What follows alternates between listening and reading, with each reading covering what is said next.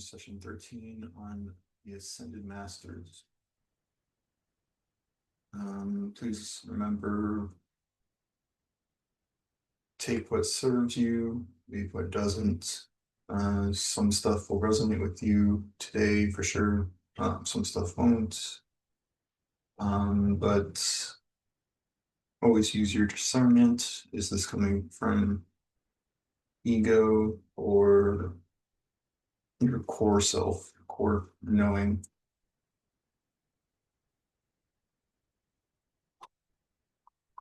Some updates for the WhatsApp. If you're not in the WhatsApp group, here are some links I shared this week.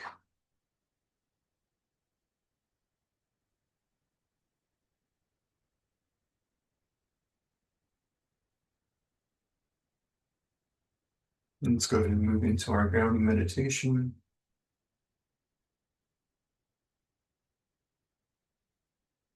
Going into the meditation, you can go ahead and visualize a space that feels safe and relaxing, or use the image on the screen.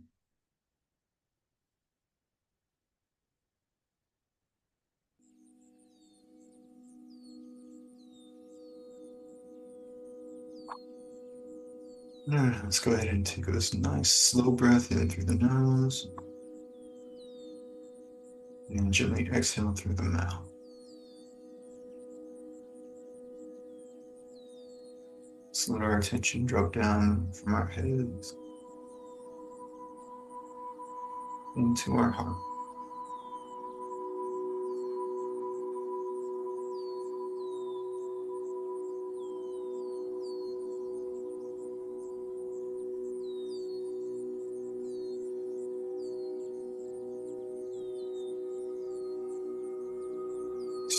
Feel the weight of our bodies supported by the earth beneath us.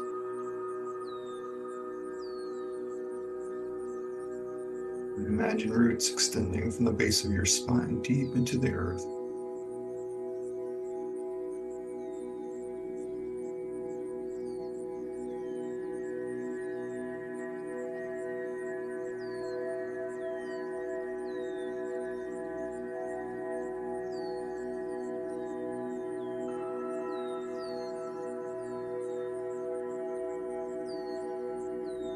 Roots are anchoring you in stillness, strength, and safety.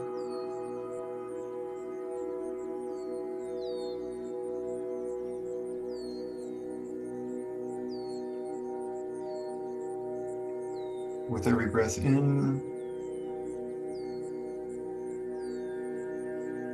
feel the pull of gravity and steady presence of the planet holding you. And with every breath out, allow that stability to rise in your body.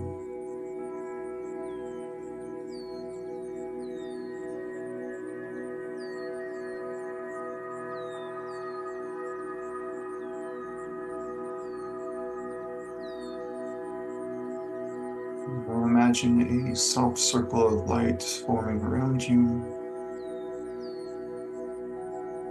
12 points of light like stars, surrounding you in perfect harmony. Each point holds a quality of your own awakened nature: compassion, courage, truth, grace. There is no them and you. These lights are your own reflection. The ascended aspects of the One Self, reminding you that you are already what you seek.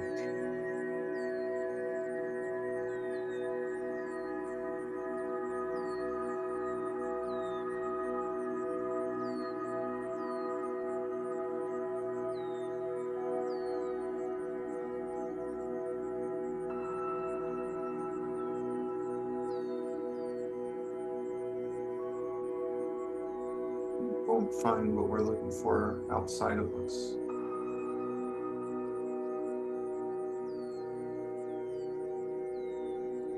Let your breath be slow and natural. With each inhale, imagine drawing those qualities inward till the circle of light becomes a sun in your heart.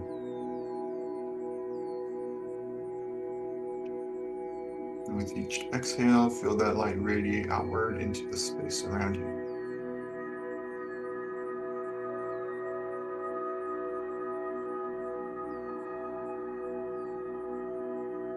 Stay here for a moment, breathing as the center of this light.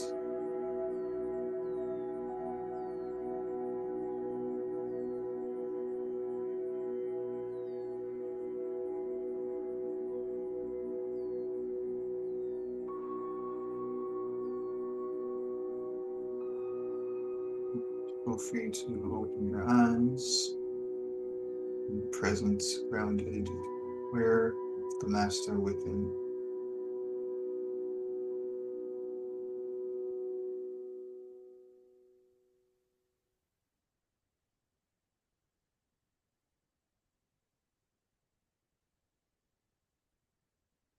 So what is an ascended master? So in a general sense, they're going to be souls who have completed the human experience by achieving enlightenment and transcended beyond the limitations of the physical world while alive. So souls have a bit of a quote unquote reincarnation cycle where it's part of our growth journey. We start off inexperienced on Earth, and through multiple lifetimes experiences, we'll develop and grow. And the souls that uh, get it, basically, are the ones that are able to enlighten during a lifetime.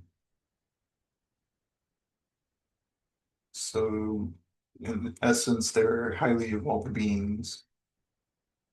And once they enlighten, they turn into guides and teachers and serve humanity and the universe, all that is, in the ways that they specialize in. But remember, everything is all that is, all that is you, all is one, one is all.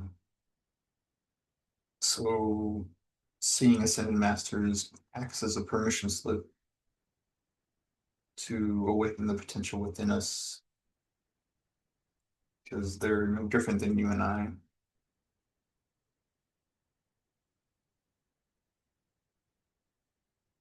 They allow us to become more of who we are, our true selves, by either following their example or working with them.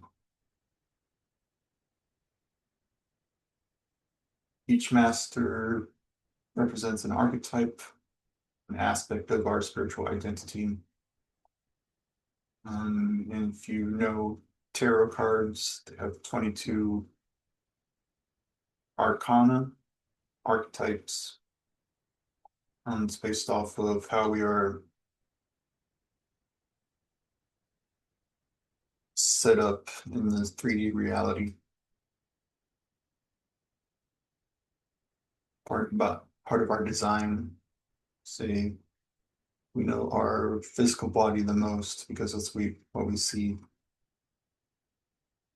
But as we become more aware of our true selves, these arcana are an aspect of ourselves that we can come to know as well.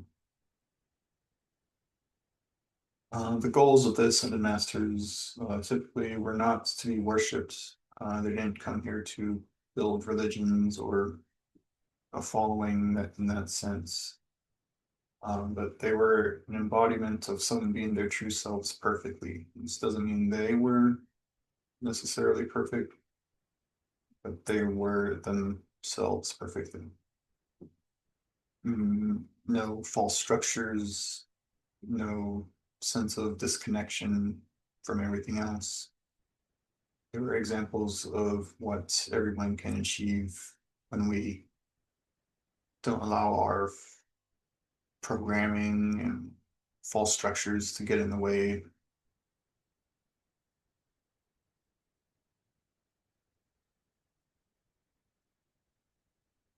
Well, we may resonate with different masters depending on our current lifetime themes and needs. This is going along with what region you chose to incarnate in, and the difficulties experienced in life, the programming experienced in life, such as what your culture teaches, what your religion teaches.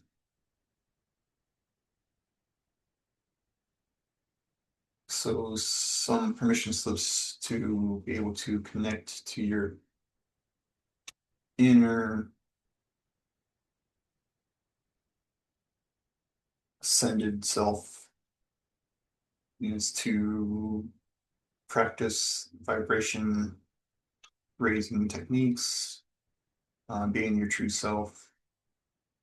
Um, Basically, the previous 12 sessions, so things like meditation, chanting, journaling, light codes, dreams, synchronicity will all start to lead you to be more of your true self and this ascension. And how you relate to the archetypes will affect how or if they awaken with you. Not everybody has the same path, right? We have all different paths. There's many ways to achieve ascension, to be in a master of this plane. We'll see in a few minutes. The most well-known ascended masters fit a certain archetype. They didn't have all of the archetypes expressed as strongly as the others, right? They had somewhat of a focus. So some misconceptions about the masters. They're not necessarily above us. We're all part of all that is. Um, there's no hierarchy going on there.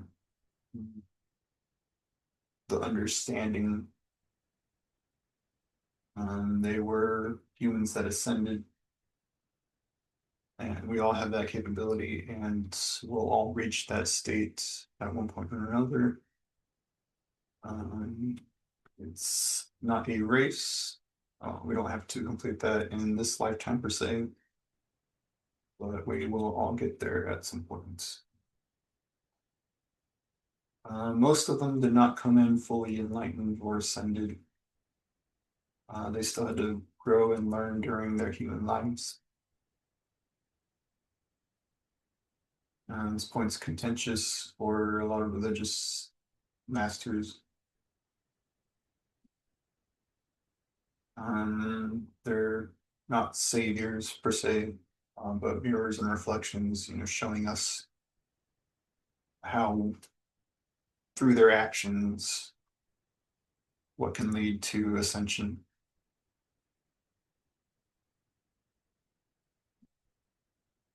Remember, it's being your true self, not necessarily replicating their actions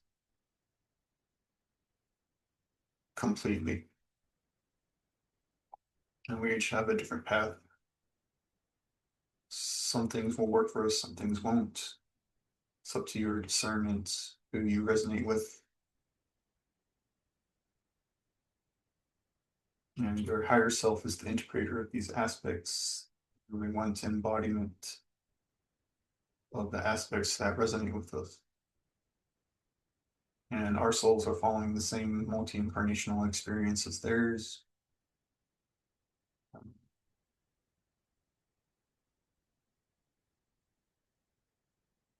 Typically, the Ascended Masters have a few lifetimes leading up to their ascension that are also master-like. Because they're getting the hang of returning to love, basically. Returning to their true selves becomes easier and easier with each incarnation. So here's a list of some of the most well-known masters. Starting off with one of the most well-known, of course, Jesus, but typically not known as an ascended master in this context. We have Saint Germain / El Moria, Buddha, Mother Mary. This one is not going to be, well, I could say it's going to be a surprise for many Abrahamic religions, considering Mother Mary a master. But if you take a deep dive into esoteric knowledge and the history and records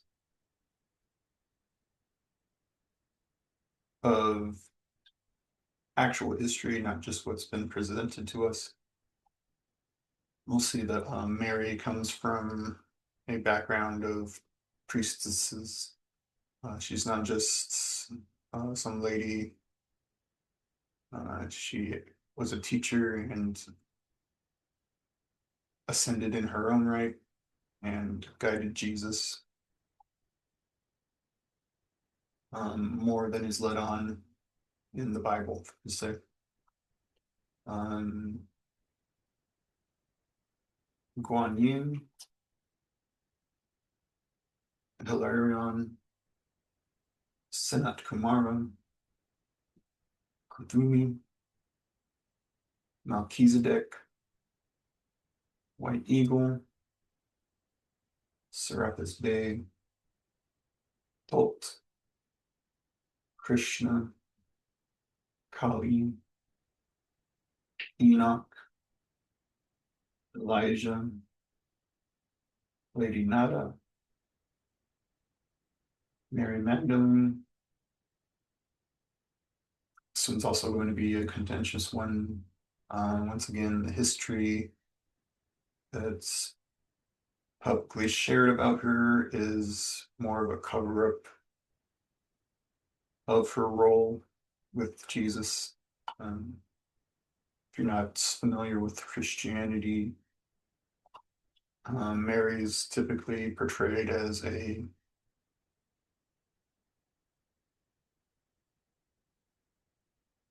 prostitute or of lower class, low importance in the Bible and the Jesus story. But once again, when you come across the writings and history related to what actually happened, Mary is much more important. She's a direct student of Jesus and or some consider equal to Jesus. They played the masculine and feminine archetype together, so they balanced with each other. And she was the closest to him as she could. She was chosen to carry on Jesus' teachings by Jesus himself. Next, we have Babaji, sometimes considered the master of masters. He shows up to masters to help them on their path a lot of the time. But overall, still equal with the other masters and equal with us because we're all one, one is all. And one of the most recent masters, Yogananda. And we'll move on to a little bit more of a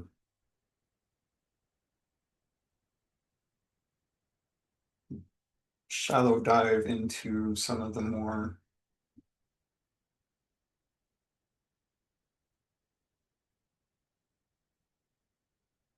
active masters acting as archetypes for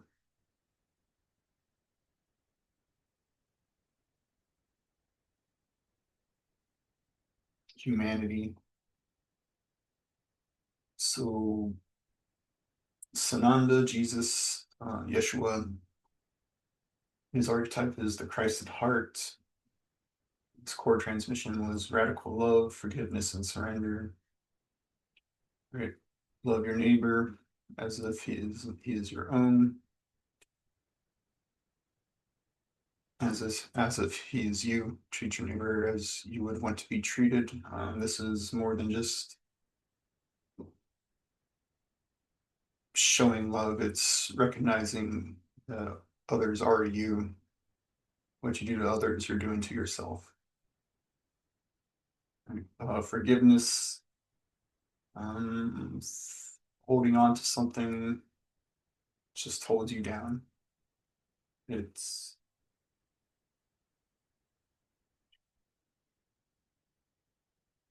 the way forward to forgive, to let go. Many people like to hold grudges,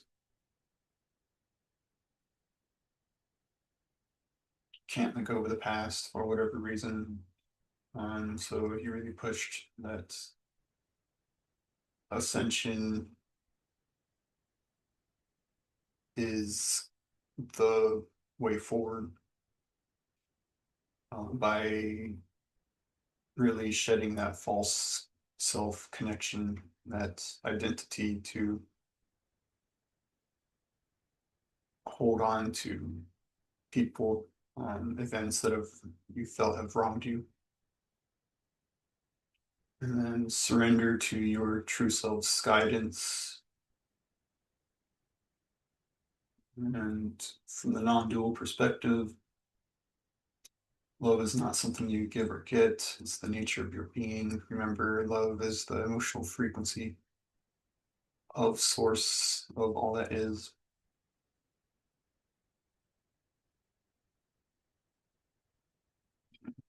Jesus's core teachings are about love. Love without condition dissolves all illusions and separation.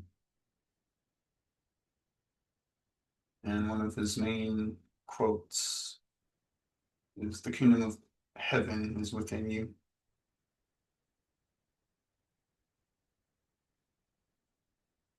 And this quote refers to not waiting for the afterlife to achieve peace, bliss, joy. Those are those are attainable in life if you have done the work. You can reach the states of peace, bliss, love, and we all have the power to do it without a in between with God, such as a priest or a master. We don't need Jesus to commune with all that is. That connections within us naturally.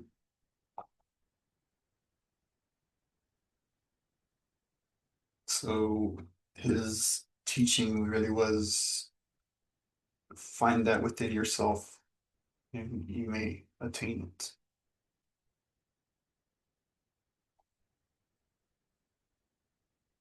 Mary Magdalene, she represents the sacred feminine in union.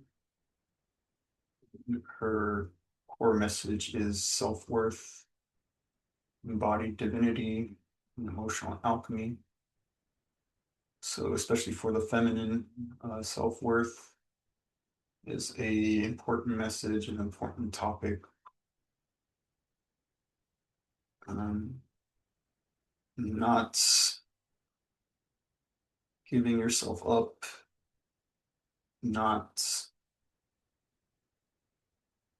thinking down on yourself, but embodying your divinity. We're all divine as parts of all that is, not as a egoic I'm a god sense, but just a natural made of God sense.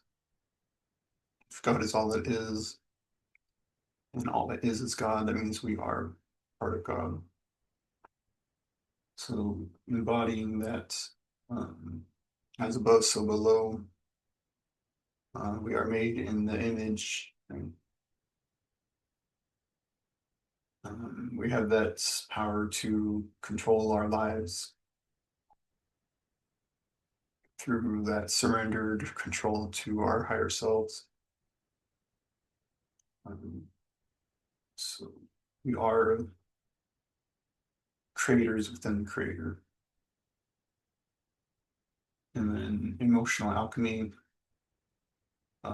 using your emotions and transmuting them, changing them, embodying them to serve you. Our emotions are powerful, but they aren't us, right? Um, we have the power to direct them, change them, make it so they serve us. And the core of that is always choosing love, light, joy, peace.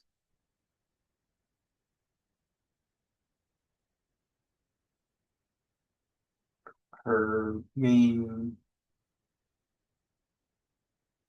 message as it pertains to non-dualism as the body itself is a holy vessel of awareness. So remember that we are the awareness, the consciousness, not our body, our soul. It's not in our bodies, but our body are within our soul. So the body serves as the vessel, the means through which our soul can experience this 3D existence. And as part of all that is, so it could be considered a holy vessel.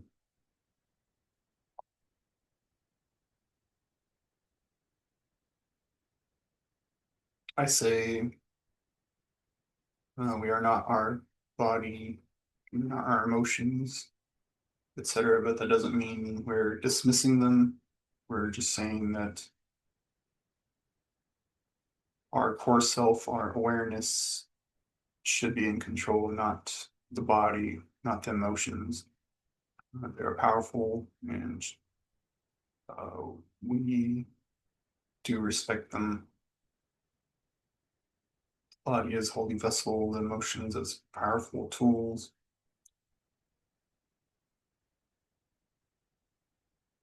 We don't allow them to interfere with our higher self's guidance.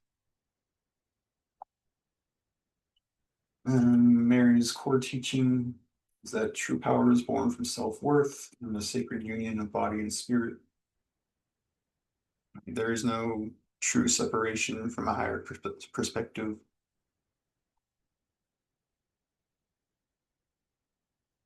The body is part of your soul.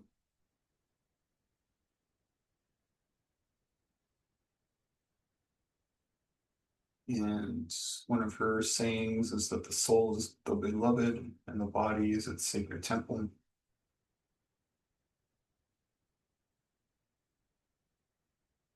Next, we have Buddha. His archetype is the unshakable mind.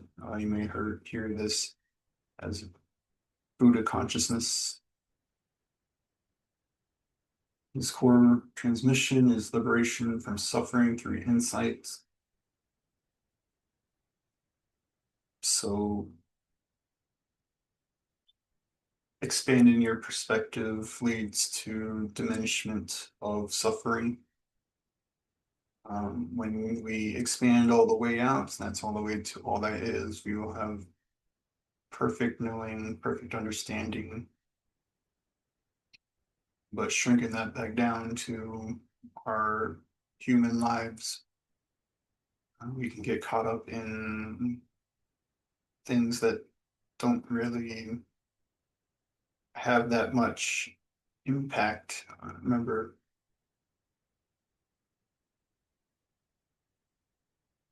events and people don't have labels aside from what we give them, right?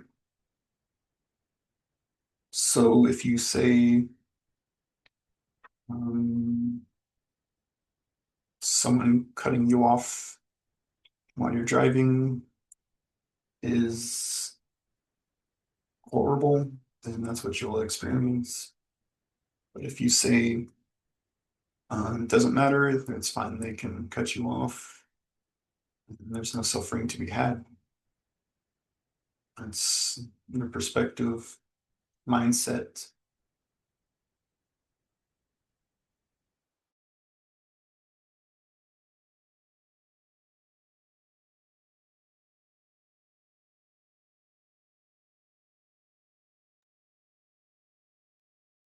One of his teachings that relate to non-dualism is that nothing has independent existence, including you.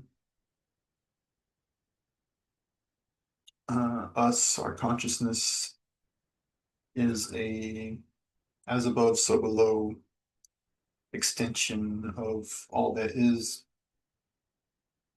through many layers, but we're never truly alone.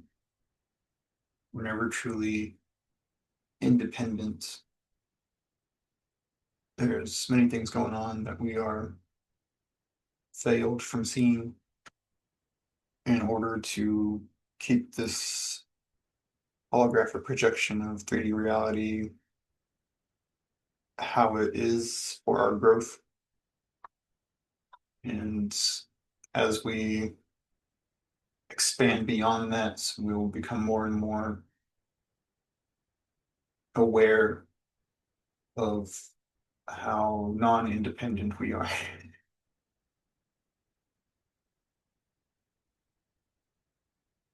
One of his core teachings that freedom is found in seeing the performance, the impermanence, and non-self nature of all things.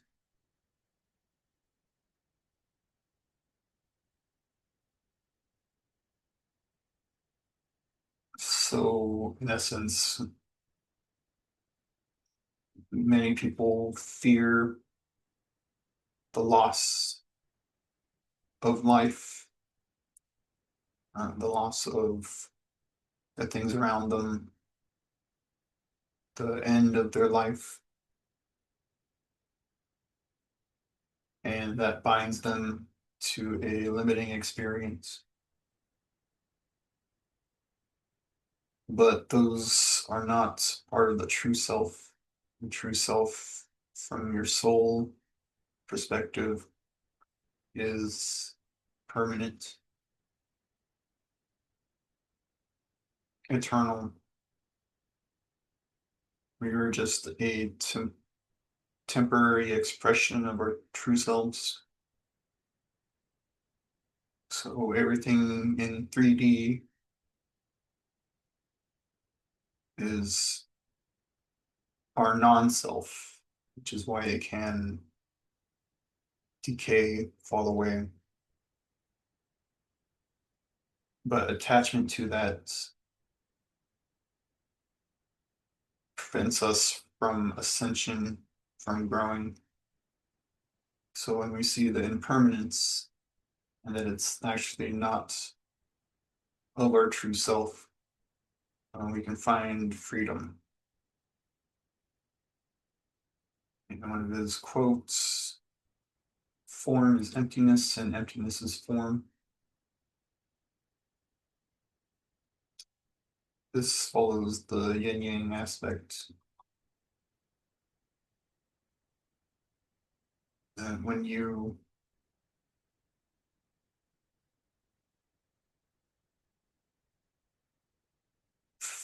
fall into the stillness of your being, you'll see the emptiness. And with enough time in that space, you'll understand the form.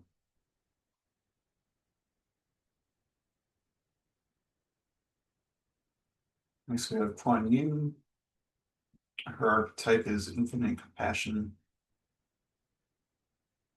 Her core transmissions are mercy, grace, and non-judgment.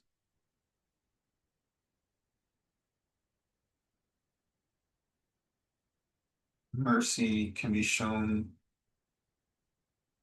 as, say, Jesus, when on the cross, said, "Forgive them, for they do not know what they do." That's a comment on the consciousness level of the people at the time. They were acting unconsciously, so in a sense, without free will. And he showed mercy in his compassion towards them, not say trying to condemn them. It's a typical aspect of an ascended being. It's not persecuting those who have wronged you, but showing them mercy, turning the other cheek. Grace, there's a sense of composure that enlightened beings have.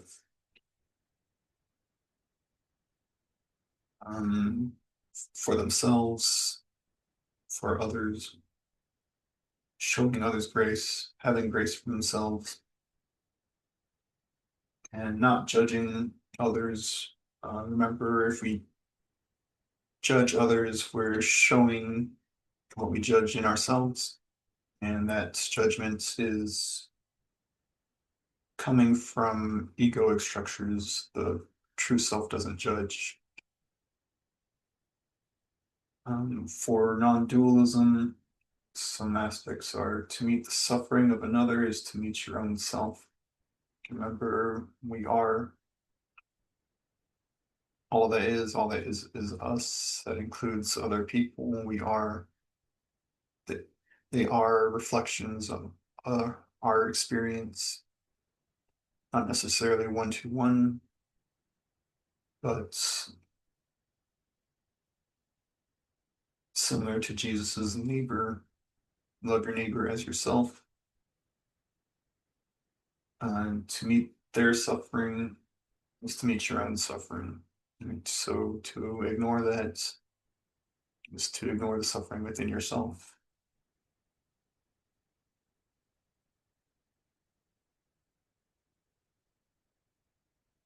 Your core teaching of compassion is that it's the recognition that no being is apart from you. Once again, going back to one is all is one. And one of her core tenets is, when I look into the heart of another, I see my own reflection. So there's a real focus from her on the non-separation, the detachment from identity of self and others, the all as one. Next to Saint Germain, his archetype is the alchemist. His core transmission is transmutation, violet flame, and freedom. Transmutation is typically thought of the metals, specifically like lead to gold, what have you, for alchemy. But the real essence is change, um, taking what you're receiving and transmuting it into something that serves you. So receiving hate, turning it to love, etc. The violet flame is a cleansing flame. Uh, Returns us to, I guess you could say, purity of our true selves. And freedom.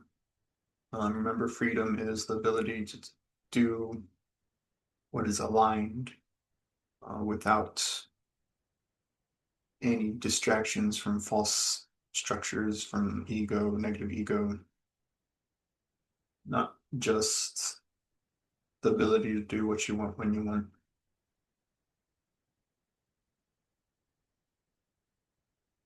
Um, in non-dual relevance, Saint Germain says all form is mutable because it is dream stuff of awareness.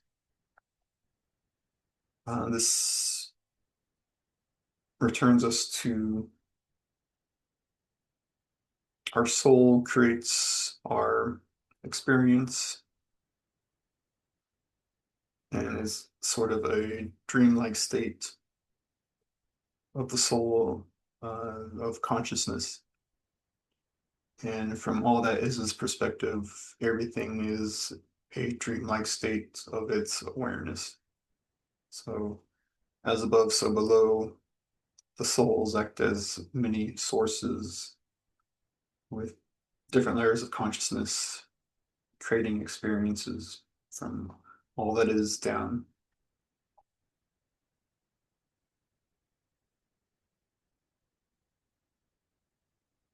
Saint Germain's core teaching is that you can transform any limitation by recognizing it as light in disguise.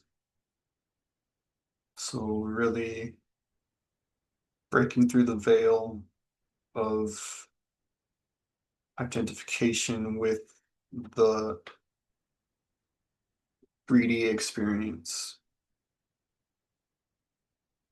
as quote unquote real.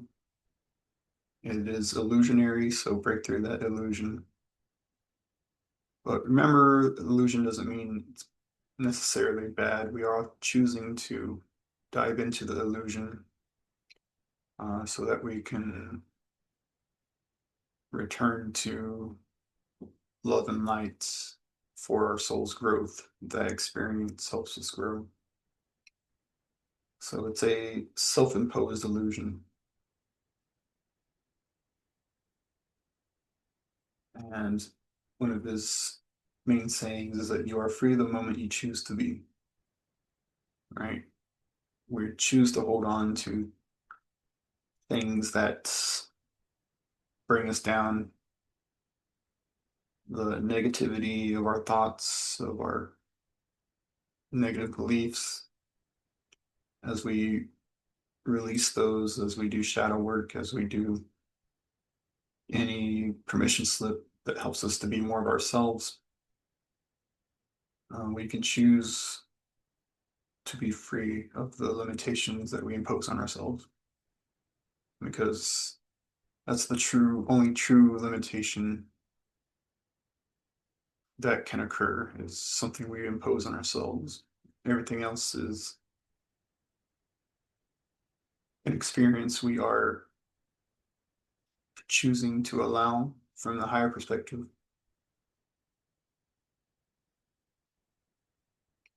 Next we have Serapis Bey. He's known as the divine architect, and his core transmission is of purification and sacred structure. From non-dual perspective, Even discipline arises spontaneously from clarity, not from force. I believe I've said it before, but discipline is only needed when you have conflicting parts within yourself, right? Two parts of you that want to do different things and are not aligned. And when you're acting from alignment, there's no need for discipline per se. You're just going to do what you need to do when you need to do it. There's no real question within yourself. There's no real pull to procrastinate or uh, not do something.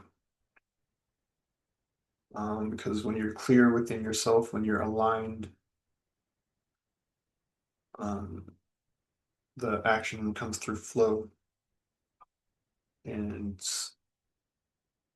discipline in the common sense comes from force. You know, I'm forcing myself to do this XYZ. Uh, their core teaching is of purity and discipline. Clear the vessel for divine will to flow unhindered. That flow again. Divine will refers to aligned action from your higher self, from your soul. They have outlined what's aligned for us in this life. And following that is going to be our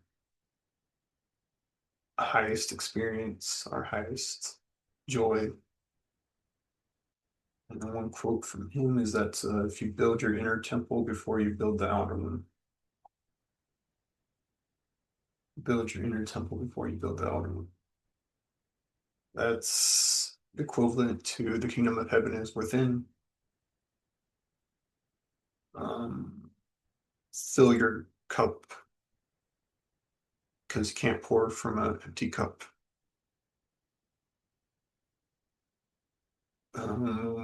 In manifestation terms, manifestation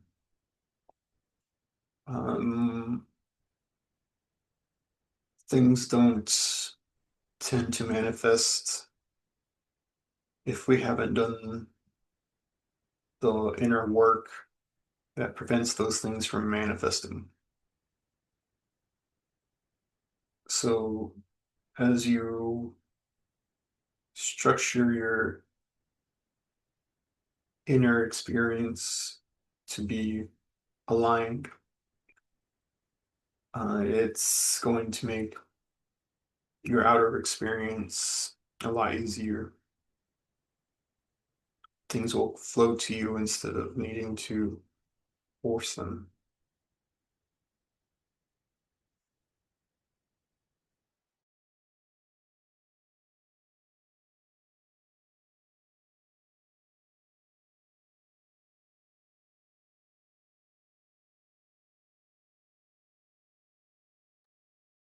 Next, we have El Moria. The archetype is the courageous will. Their core transmission is alignment, the one will.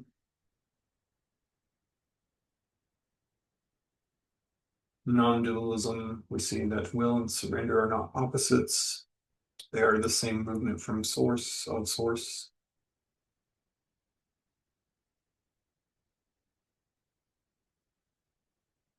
The core teaching that courage is the natural expression of one who knows they are eternal. This goes back to identifying the illusion. So, what is there really to be afraid of? Death is just a form and experiential shift back to our spirit.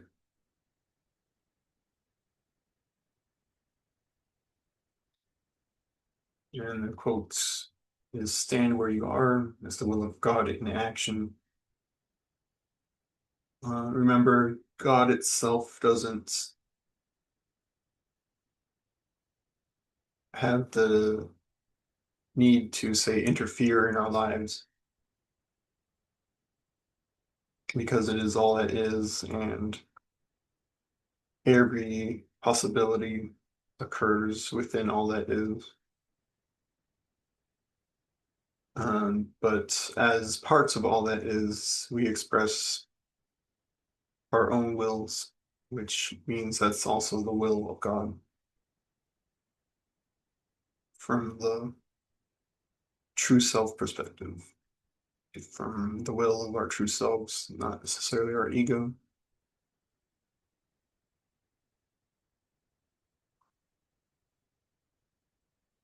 Next, we have Hilarion. Our archetype is the heart-mind bridge.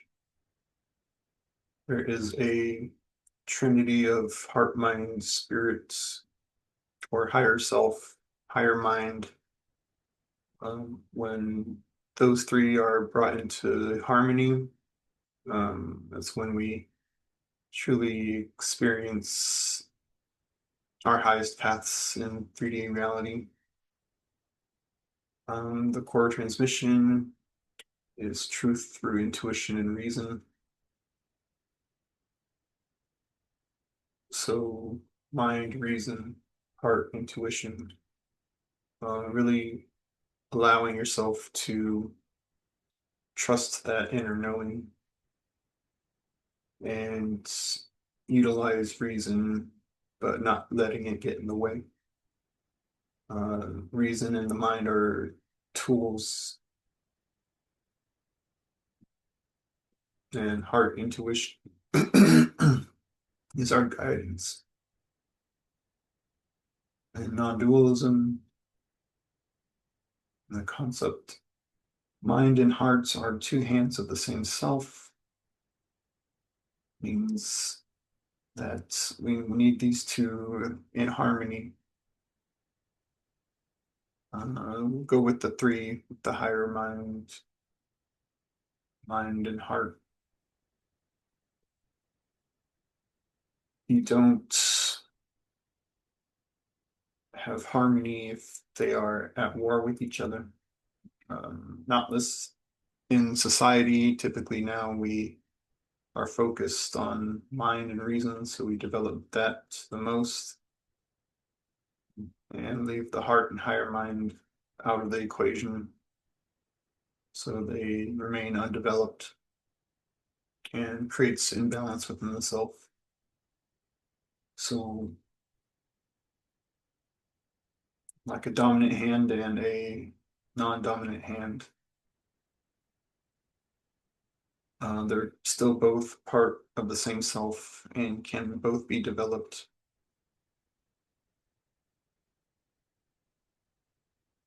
And core teaching is that truth is the meeting points where heart and mind recognize each other as one.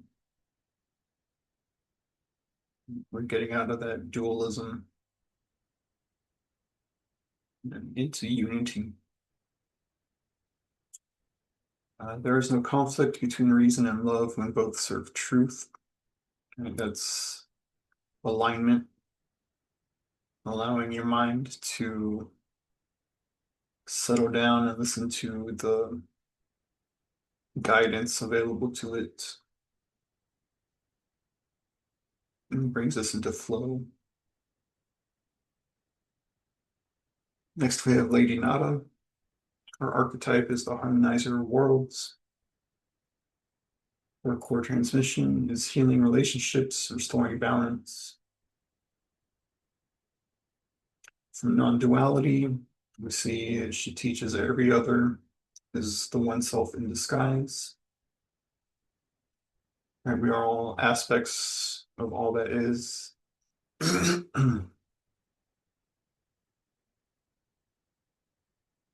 Her core teaching is that harmony arises when you serve without the self-seeking reward. Service is one of the most aligned actions.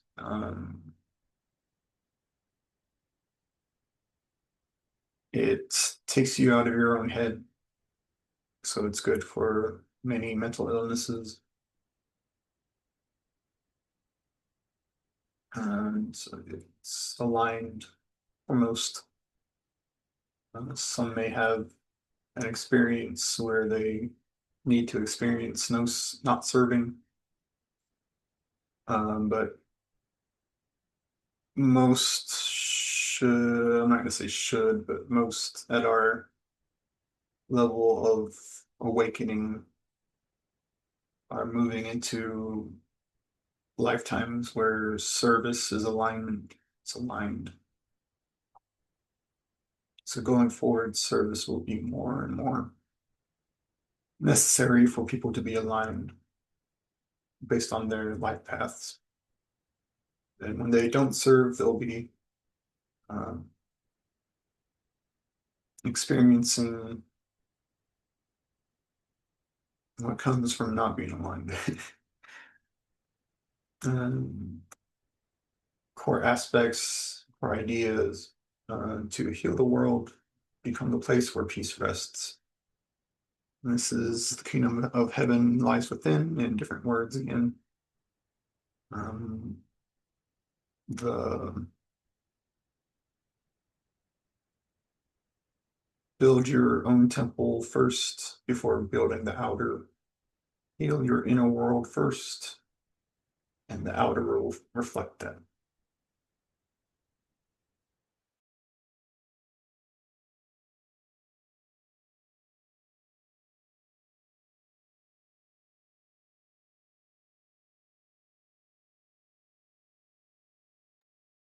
Next, we have Mother Mary.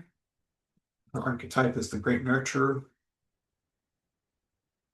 Her core transmission is grace, unconditional holding.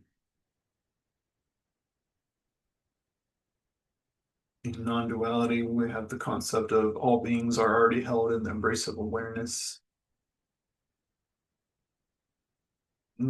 Our core teaching is that all beings are already enfolded in grace. Your only task is to remember it. We don't need saving. Our souls are eternal.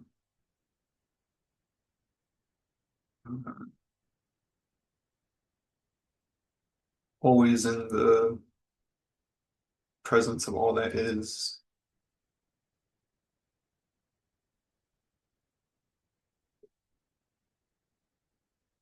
And one of her main ideas is to be still and let yourself be loved. Um, Many of us may struggle with loving ourselves, allowing ourselves to be loved, and having those thoughts, beliefs that keep us from the stillness.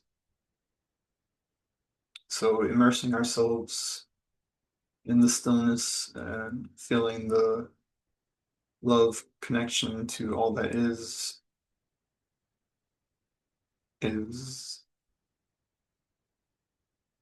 her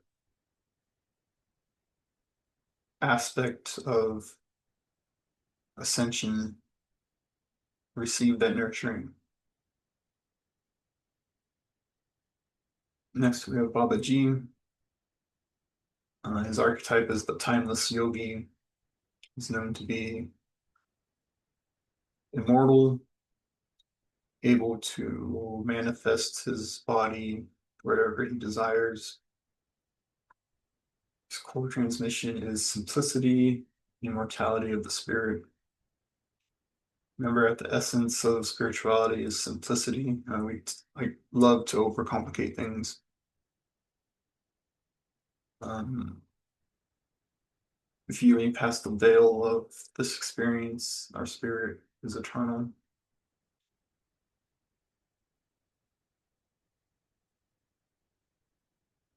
Is non-dual perspective that he provides is that the unborn, deathless reality is what you are now. We are already masters if we choose to let go of the parts that keep us from being masters. A bit circular, yes, but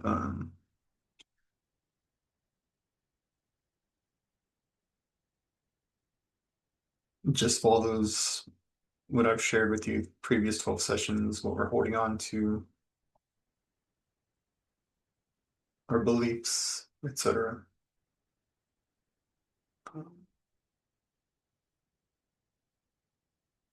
His core teachings are that simplicity returns you to the timeless presence that you are.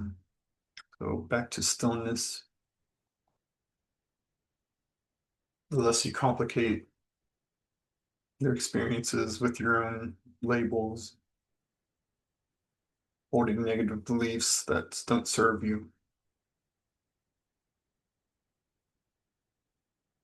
the more connected to your true self you'll experience.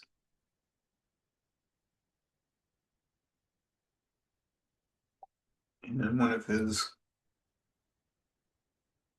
other teachings is that the eternal is not reached, it is remembered. Remember, we came into these sessions saying we're not trying to learn to be a new self, we're trying to return to our true nature. It's one of the essential teachings of Babaji. I said earlier that Babaji is sort of the teacher of masters. Since he's essentially immortal in the 3D plane, he'll show up to the other ascended masters on their ascension journey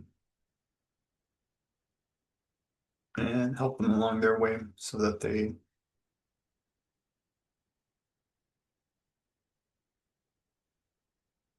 are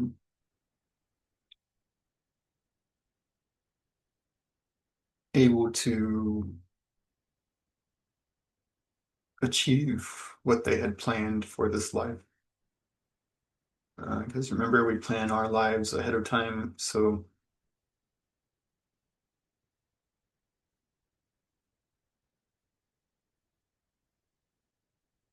we put in contracts for help to make sure that we follow the path. And some of those are with Babaji. You'll show up to the Ascended Masters to keep them on track so that they are reaching their ascended goal in the lifetime. Next, we have Melchizedek. His archetype is the keeper of sacred order. His core transmission is sacred geometry and divine law. Non-duality wise, he taught that all patterns emerge from the still point of pure awareness.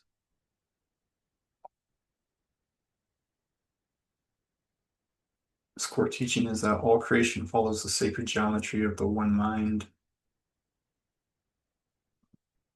This focuses more on the underlying structure of all that is. Um, all that is geometry. It's how it's structured through different forms. Down to us is fractal in nature, repetitive and smaller aspects. This reflects the nature of as above, so below. Um, every pattern is a reflection of the still point at the center of all things. And that is the stillness of the creator of consciousness. We're just that on a different scale.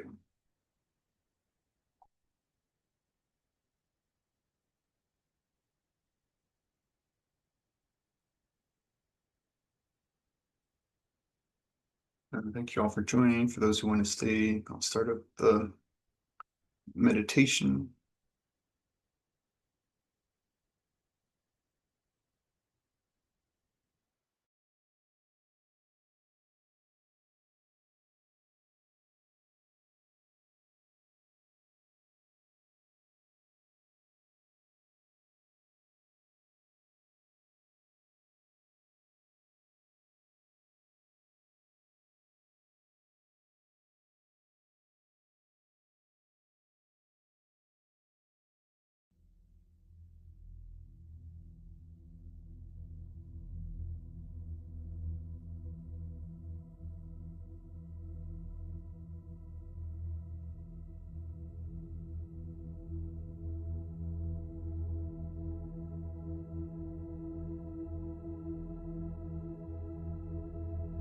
Go ahead and close your eyes or softly gaze on the image on the screen.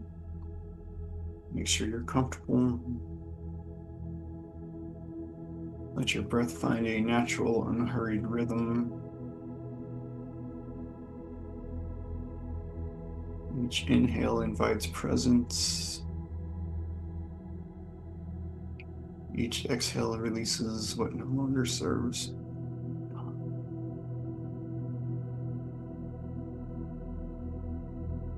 Inhale, presence. Exhale what no longer serves.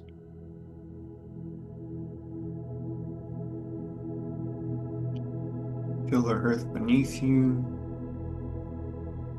steady, quiet, unshakable. And once again, let your awareness drop into your heart.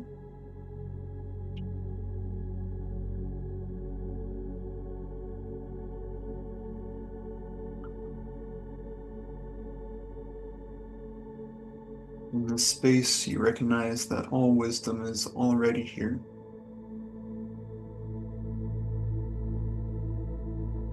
The masters do not exist outside of you, somewhere else. They are you, appearing in different colors, shapes, and voices. Today, you welcome each quality home.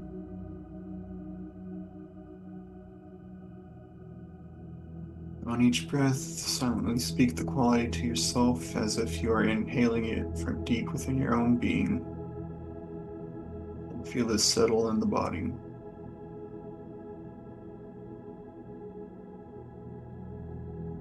From Jesus, we receive love.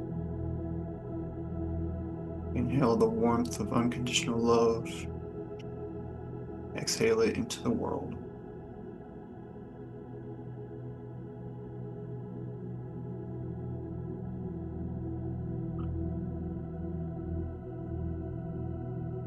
From Mary Magdalene, we receive worthiness. Inhale the truth that you are sacred, and exhale any doubt.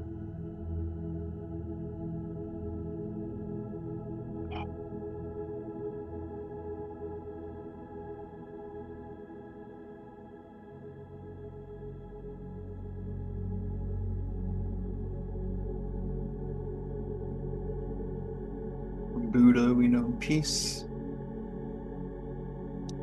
Inhale the stillness at the center of all things, and exhale attachment.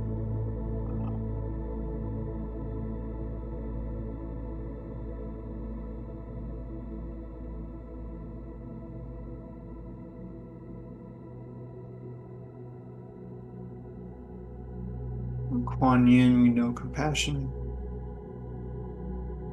Inhale the heart's mercy. Exhale judgment.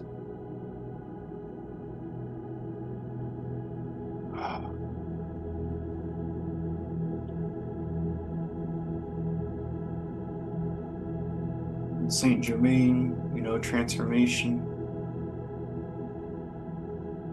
Inhale the violet fire of renewal. Exhale limitation.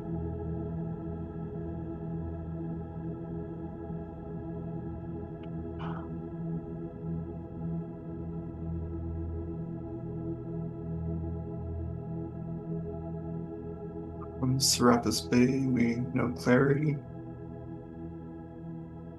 Inhale pure alignment. Exhale the unnecessary.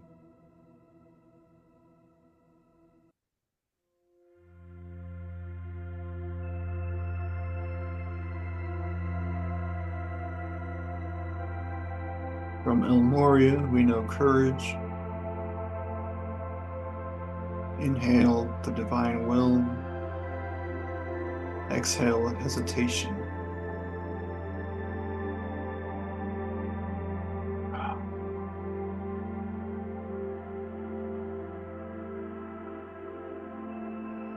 From Hilarion, we know truth. Inhale the meeting of the heart and mind. Exhale illusion.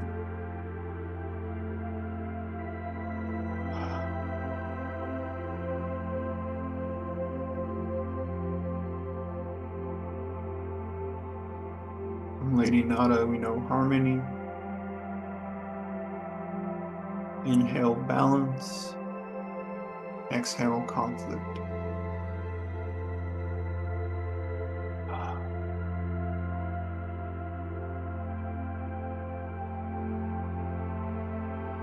From Mother Mary, we know grace. Inhale gentle acceptance. Exhale resistance.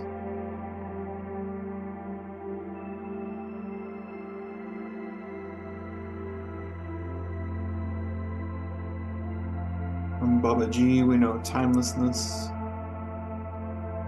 Inhale the eternal now. Exhale the burden of time.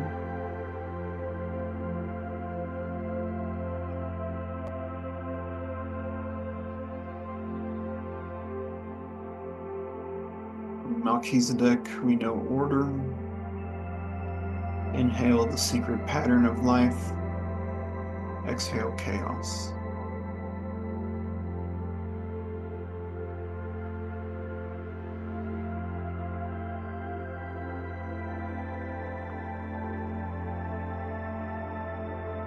Now feel all 12 qualities gathered in your heart, blending into one radiant light. Let it expand through your body, filling every cell with remembrance. Recognize that these qualities are not learned from the outside. They are the fabric of what you are. Spend a few moments, really recognize that these qualities are known to you, not learned.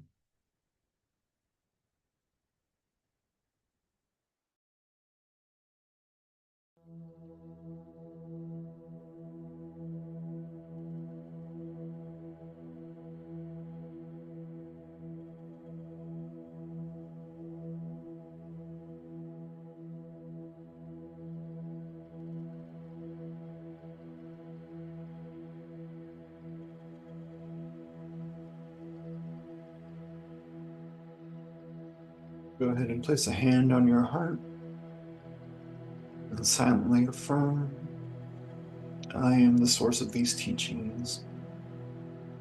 I live them because I am them. And repeat this to yourself a few times. I am the source of these teachings. I live them because I am them.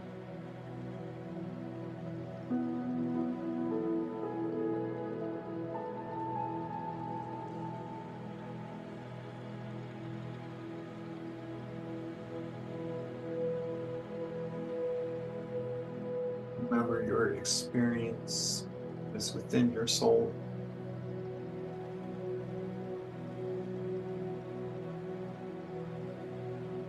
These teachings are coming to you from yourself.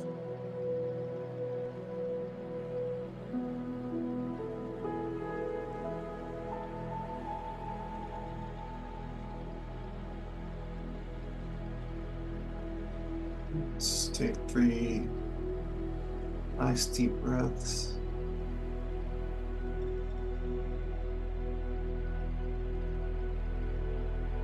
Settle into your stillness.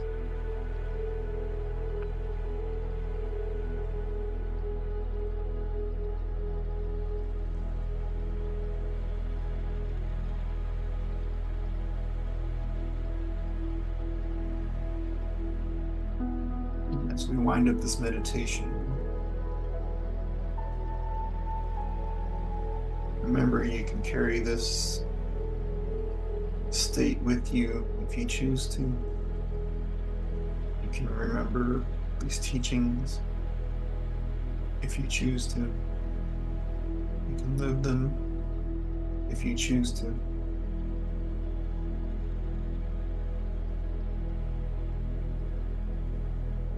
Thank you all for joining. Have a good day. Love you all. Bye.